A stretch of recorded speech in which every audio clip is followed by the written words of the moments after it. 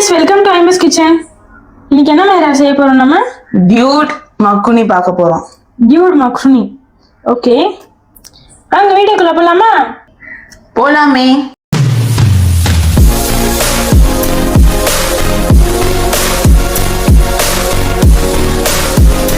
இதுக்கு நம்ம ஒரு பாத்திரம் வச்சிருக்கோம். அதுல ஹோல் ஸ்பைசஸ் போட்டுக்கிறோம். மராட்டி முக்கு, லவங்கம், பட்டை, ஜாவித்திரி போட்டுப்போம். இந்த பக்கம் வந்து சுடு தண்ணி வச்சிருக்கேன் பாருங்க. சரியா? ஓகே. இப்போ நம்ம என்ன செய்யறோம், டின்னருக்கு தான் செஞ்சுட்டு இருக்கோம். அதெல்லாம் பொரிஞ்சு வந்துருச்சு. இப்போ நம்ம சாப்பர்ல கட் பண்ணி வச்சிருக்கேன் வெங்காயத்தை போட்டுடலாம். சரியா? நல்லா ஒரு இந்த மாதிரி 2 கை பிடி போட்டிருக்கேன். ஒரு 4 பேருக்கு. சரியா? அப்புறம் இந்த வெங்காயம் வதக்கிறதுக்கு உப்பு போட்டுக்கிறேன். ஓகேம்மா. புதினா ஒரு கைப்பிடி போட்டுடலாம். ஓகே. என் தங்கச்சி சூப்பரா பாஸ்தா செய்வா. தெரியும், ஒயிட் பாஸ்தா செய்வாங்க அவங்க. செம்ம டேஸ்டா இருக்கும், கிரீமியா. போடுறியாமா நம்ம சப்ஸ்கிரைபர்ஸ்க்கு? கண்டிப்பா ஒரு நாள் செஞ்சு போடுறேன். ரெட் கலர்ல செய்யறதை விட ஒயிட் கலர்ல இந்த கிரீமியா செய்யும் போது அப்படியே டேஸ்ட் சூப்பரா இருக்கும். செஞ்சு போடுங்க. சரியா? இப்போ வெங்காயம் வந்து அந்த கலர் சேஞ்ச் ஆகட்டும். ஓகே. அப்புறம் இன்னைக்கு உங்க வீடியோல பைக்கா டிஸார்டர்னு ஒன்று போட்டிருக்கீங்க, தெரியுமா? ஆமா. அப்படின்னா என்ன, பைக்கா டிஸார்டர்னா என்ன? நிறைய பேருக்கு அது தெரியல அப்படின்னு சொல்லி சொன்னாங்க.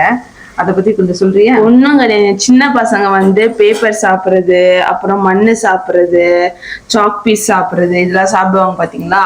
அதுவே ரொம்ப நாள் அப்படியே சாப்பிட்டே இருந்தோம்னா அது வந்து பைக்கா டிஸார்டர் சொல்லுவாங்க. அது வந்து சின்ன வயசுலயே வந்து மட்டும் தான் பைக்கான்வாங்க. எல்லாத்துக்குமே பைக்கா தான். நான் ஃபுட் ஐட்டம் சாப்பிட்டாலே அது பேர் பைக்கா. பல்போ சாப்பிடுறது, அதெல்லாம் சாப்பிடுற பேர் என்னது, பைக்கா டிஸார்டர். அதை பத்தி தான் இந்த வீடியோல பூண்டு பேஸ்ட் போட்டுறேன். இன்னும் நல்லா டீட்டெயில்டா சொல்லுங்க, பசங்களுக்கு அவங்க எக்ஸ்பிளைன் பண்றதுக்கு நல்லா வசதியா இருக்கும். சரிங்களா? ஸ்கூல் கோயிங் சில்ட்ரன்ஸ் இருக்காங்க. ஏன் பிரெக்னன்சி உமன்ஸ் எல்லாம் வந்து அந்த சாம்பல் எல்லாம் சாப்பிடுவாங்க இல்லையா? அதெல்லாம் ரொம்ப தவறான செயல். அதெல்லாம் பண்ணிடாதீங்க. பிரெக்னென்ட் உமன்ஸ் யாருமே பண்ணாதீங்க. சாம்பல்னா என்னது? சாம்பல்னா அடுப்புல கறி இது செய்வாங்கல்ல, அது விறகோட இது இருக்குல்ல. ஆமா, கோல் மாதிரி. கோல் மாதிரி. அது திருநூறு கூட சாப்பிடக்கூடாது. திருநூறுக்குள்ள நல்லா டேஸ்டா இருக்குன்ட்டு அதையும் சாப்பிடுவாங்க, அதையும் சாப்பிடக்கூடாது. அப்படி உங்களுக்கு புளிப்பு காரம் எல்லாம் தேவைன்னா மாங்காய் சாப்பிடலாம். புளியில வந்து புளி மரத்துல அந்த புளி சாதம் கூட சாப்பிடலாம். புளி சாதம். நான் என்ன சொல்றேன்னா, புளியா மரத்துல அந்த இலைங்க இருக்கும் பார்த்தியா, துளிர் விட்ட இலைங்க, அது செம்ம டேஸ்டா இருக்கும். என்னோட பிரெக்னன்சி அப்போ நான் சாப்பிட்ருக்கேன். அது செம்ம டேஸ்டா இருக்கும். அப்புறம் 4 பச்சை மிளகாய் போட்டிருக்கேன். ஓகேம்மா. இஞ்சி பூண்டோட பச்சை வாசனை போகிற வரைக்கும் நல்லா வதக்கிக்கணும். அப்போதான் நம்மளுக்கு மக்ருனி வந்து நல்லா டேஸ்ட்டாக கிடைக்கும். எல்லாருமே செய்வீங்க மக்ருனியில் எதுவும் புதுசு இல்லை. இந்த வீடியோவில் வந்து நான் வந்து அந்த பைக்கா டிஸார்டர் இருக்கு இல்லையா, அதை பற்றி வந்து ஃபிசியோமாகியை கூப்பிட்டு எக்ஸ்பிளைன் பண்ணணுங்கிறது ஒரே நோக்கத்தில் தான் வந்து இந்த ஷூட் பண்ணிட்டு இருக்கேன். குழந்தைங்களுக்கு ஏன் வந்து அந்த மாதிரி கண்டதும் சாப்பிடணும்னு தோணுது? ஃபர்ஸ்ட் ஆஃப் ஆல் ஃபுட் ஐட்டம்னா டேஸ்ட் தெரியும். ஒரு பாடியில இதை சாப்பிடணும்னு வந்து கிரேவ் ஆச்சுன்னா நம்ம பாடியில ஏதோ ஒரு டிஃபிஷியன்சி இருக்கிறதுனால தான் அந்த கிரேவிங் வந்து நம்மளுக்கு வரும். அதுவும் நான் ஃபுட் ஐட்டம்ஸ்ல வந்து கிரேவிங்ஸ் வந்துச்சுன்னா அது மீனிங் வந்து நம்ம பாடியில வந்து சிவியரா ஏதோ ஒரு டிஃபிஷியன்சி இருக்கு. அனிமிக் பேஷண்ட்ஸ்க்குலாம் வந்து இந்த வந்து பல்பம் சாப்பிடணும் அப்படிலாம் தோணும். அது வந்து பிரெயின் வந்து அவங்களோட ட்ராக்கை விட்டு வேற ஏதோ ஒரு கிரேவிங் கொண்டு போகுது. ஸோ அதனாலதான் வந்து இந்த அனிமிக் பேஷண்ட்ஸ்க்குலாம் வந்து அது சாப்பிடணும்னு தோணும். ஓகே. இப்போ நம்ம இதுல பச்சை வாசனை போயிட்டு செஞ்சு போட்டு இப்போ நான் வந்து தக்காளி பேஸ்ட், அதாவது ஒரு 3 தக்காளியை வந்து பியூரி பண்ணி எடுத்துட்டு வந்திருக்கேன். 3 தக்காளி போட்டுக்கிறேன். காஷ்மீரி சில்லி போட்டுக்கிறேன். இப்போ நம்ம இது செய்யறோம்ல மக்ருனி வந்து சில பேர் குக்கர்ல செய்வாங்க, நம்ம இப்போ நார்மலா செய்யறோம்ல, குக்கர்ல செய்யற டேஸ்ட் வந்து எது கண்டிப்பா மாறும். டேஸ்ட் எது நல்லா இருக்கும்னு சொல்ல முடியாது. இதுக்கும் அதுக்கும் டேஸ்ட் மாறும். அது வந்து கொஞ்சம் நல்லா கொலைவா சாஃப்டா வெந்து வரும். இது வந்து பிரியாணி மாதிரி இருக்கும், சூப்பரா. அவ்வளவுதான், எக்ஸ்பர்ட்டே சொல்லிட்டாங்க. அப்புறம் மஞ்சப்பொடி 1 டேபிள் ஸ்பூன்.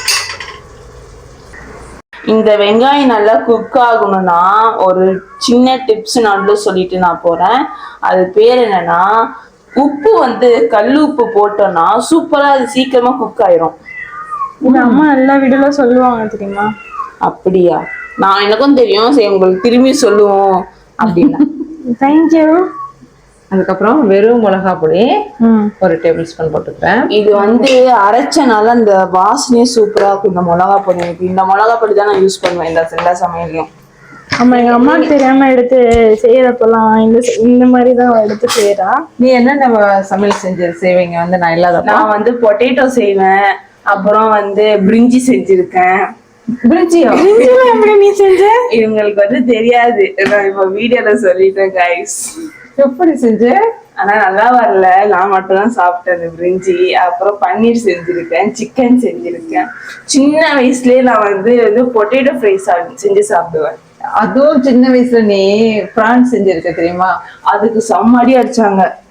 அடிச்சது விடு, நீ பிரான் எப்படி செஞ்சேன்னு சொல்லு, சப்ஸ்கிரைபர்ஸ்க்கு சொல்லு பாப்போம். ஒண்ணும் இல்லைங்க கைஸ், நீங்க வந்து பிரான் எடுத்துக்கோங்க, கழுவி மஞ்சள் பொடி மிளகா பொடி உப்பு போட்டு நல்லா மிக்ஸ் பண்ணிட்டு வேக வச்சு எடுத்துடுங்க கைஸ். இப்பவே மவுத் வாட்டரிங்கா இருக்குல்ல? வேக வச்சு எடுத்தா போதுமா? அவ்வளவுதான் நான் சாப்பிட்டேன் அந்த டைம்ல. அவ்வளவுதான். அவளுக்கு அந்த அளவு அறிவு இருக்கு. நான் வந்து ஒரு 6th படிச்சிருப்பேன்னு நினைக்கிறேன். அப்ப வந்து அது வந்து ஒரு 2 நாள் கழிச்சுதான் தெரிஞ்சிச்சு. அளவு குறைஞ்சிட்டே போச்சு பிராந்து. சரி, அது குச்சில ஏதோ குத்தி வச்சு சுட்டு சாப்பிட்டேன்னு சொன்னீங்க. அது வந்து பொட்டேட்டோ, ஸ்ப்ரிங் பொட்டேட்டோ. ஓ, ஸ்ப்ரிங் பொட்டேட்டோவே ஃபேமஸ் ஆகிறதுக்கு முன்னாடி இவ செஞ்சு சாப்பிட்டுருக்கா ஸ்ப்ரிங் பொட்டேட்டோவை. அப்பெல்லாம் என்கிட்ட போன் கூட இல்ல. அப்பயே நான் வந்து என்னுடைய கிரியேட்டிவிட்டி எல்லாம் கொண்டு வந்து நான் சமைச்சு சாப்பிட்டேன். வாட் ஏ டேலண்ட்மா இருக்கு. மல்டி டேலண்ட் இல்ல. நிறைய வாட்டி என் தங்கச்சி வந்து என்ன பண்ணுவான்னா எனக்கு வந்து சமைச்சு தருவா ஆம்லெட். ஆனா நான் தான் கடைசியில் திட்டே வாங்க மாட்டேன் அக்கா. சரி, ஆம்லெட்ல எவ்வளவு டிஃப்ரெண்டா செய்வல நீ? ஆமா, என்னென்ன செய்வீங்க ஆம்லெட்லயே? ஆம்லெட் ஒரு வாட்டி சொல்லுங்க. ஆம்லெட்ல பேர்லாம் தெரியாது, நம்ம இஷ்டம் தான். நீங்க என்னென்ன போடுவீங்கன்னு சொல்லுங்க. எப்படி செய்வீங்க ப்ரொசீஜர் மட்டும் கொஞ்சம் எக்ஸ்பிளைன் பண்ணுவாங்க. ஆம்லெட்ல நான் ஒரு விதம் சொல்லணும் பாத்தீங்க. இந்த பொட்டேட்டோ எல்லாம் வந்து கட் பண்ணி போட்டு அதை நல்லா சாட்டே பண்ணிட்டு அது மேல ஒரு 4 முட்டை உடைச்சு ஊத்தி அதை அப்படியே க்ளோஸ் பண்ணிடணும். அப்புறம் எடுத்து அது சப்பாத்தி கூட சாப்பிட்டோம், தோசை கூட சாப்பிட்டோம்னா செம்ம டேஸ்டா இருக்கும். நீங்க இன்னொரு வாட்டி சொல்ல, ஒரு ரெசிபி பொறுமையா சொல்லு.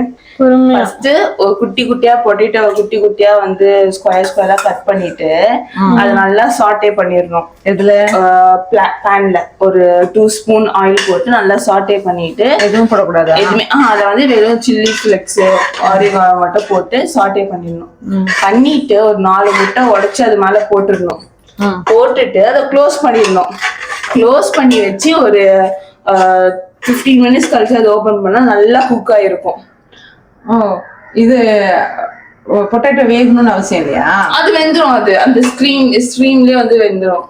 அது ஆவிலே வெந்துரும். அது வெந்து முடிச்சு சப்பாத்தி கூட சாப்பிட்டா செம்ம டேஸ்டா இருக்கும்.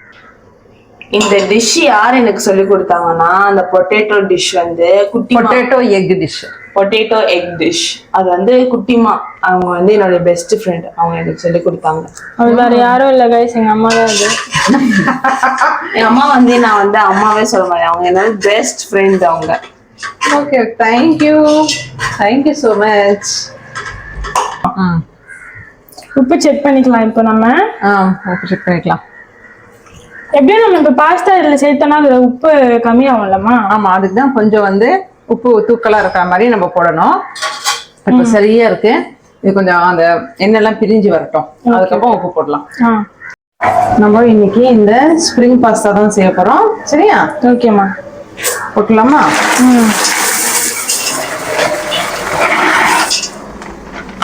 போட்டுட்டு நல்லா இப்ப கலரி விட்டு. ஆமா, இந்த ஆயிலையும் இந்த மசாலால இது வந்து நல்லா போட்டாகணும். ஒரு பேக்கெட் போதுமாமா? இன்னும் 1 போடணும். இந்த மசாலா சரியா இருக்கான்னு பார்த்துட்டு, இல்லைன்னா எல்லா மசாலாஸும் கொஞ்சம் எக்ஸ்ட்ராவா சேர்த்துக்கிற மாதிரி இருக்கும் நினைக்கிறேன். இல்ல இதுவே போதும்னா இன்னும் கொஞ்சம் ஒரு 1/2 இது போடணும். 1/2 பேக்கெட் போட்டுக்கலாம். 1/2 பேக்கெட். இது வந்து டியூட் எக் பாஸ்தா வச்சிருந்தாலே அது வந்து இதை போட்டுக்கலாம். ஓகே, இது இன்னும் கொஞ்சம் தேவைப்படும் சுடு தண்ணி. ஃபர்ஸ்ட் இது வெந்து வரட்டும். சரியா? நல்லா இது முழுகிற அளவுக்கு இருக்கணும். இப்போ இது ஒரு கொதி வந்துட்டதுக்கப்புறமா நம்ம உப்பு செக் பண்ணிவிட்டு உப்பும் காரம் செக் பண்ணிவிட்டு க்ளோஸ் பண்ணி வச்சிடலாம். இந்த பாத்திரம் அடி பிடிக்காது, சூப்பராக இருக்கும் இந்த பாத்திரம். பிரியாணி எல்லாம் செய்யலாம், ஒயிட் பிரியாணி எல்லாம் செய்யறதுக்கெல்லாம் சூப்பராக இருக்கும். இந்த மக்ருனி, ஒயிட் பிரியாணி இதுக்கெல்லாம். ஓகேம்மா, நல்லா பெருசாக வந்துடுச்சு. இது நல்லா வந்துடுச்சுன்னா இப்போ கரம் மசாலா கொஞ்சம் போட்டுக்கலாம். ஓகே. சரியா? இது வீட்டில் அரைச்ச கரம் மசாலா தான், காலி ஆயிடுச்சு. போட்டு முடிச்சிடலாம். இது பண்ணிட்டு உப்பு இருக்கான்னு பார்த்துட்டாங்க, சரியா இருக்குன்ட்டாங்க. இப்போ இதில் என்ன பண்ணால் முட்டையை ஒன்றுன்னா உடைச்சி இப்படி போட்டுக்கலாம். சரியா? ஓகே.